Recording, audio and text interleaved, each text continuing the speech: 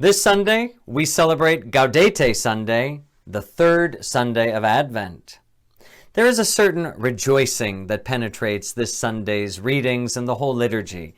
Indeed, you'll perhaps see those purple vestments lightened up to the color of rose. That just brings us that little touch of joy.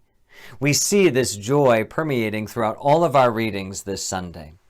We begin with the prophet Isaiah once again. He's our standard this Advent season, keeping us focused on what is to come.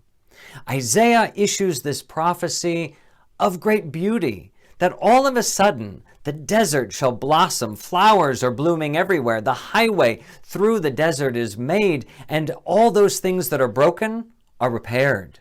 We see the lame leaping for joy, and the blind being able to see, and the crippled being able to walk, that Isaiah truly prophesies that the day of the Lord will bring with it not necessarily judgment, but rather healing. That there will be such joy at the coming of Christ that it changes everything and really lightens it up, lifts it up. Our second reading this week turns to the Apostle James. James uses a beautiful metaphor in speaking of how the farmer waits patiently for the fruit to be born from the land. That he knows what's coming. He knows the seed that he has planted. And nevertheless, after he puts that seed in the ground, he has to wait. He has to wait for just the right time. He can't harvest too soon, nor does he want to wait too late. There is a moment when the fruit will be ready. James's letter to us encourages us to be patient for the Lord, to wait for the Lord, that he is doing what he is doing when he needs to do it. This concept in Christian theology is known as kairos. It really is the time of God. In other words, a providential time. God knows what he's doing, and he's going to do the right thing at the right moment according to God's time for all of us.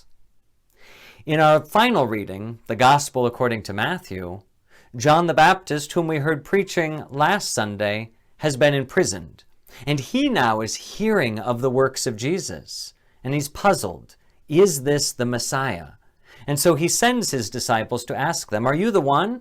Because remember, John's prophecy was expecting a Messiah who would bring judgment. But Jesus tells him, worry not, John, but look at what I am doing. And he hearkens back to the prophecy of Isaiah.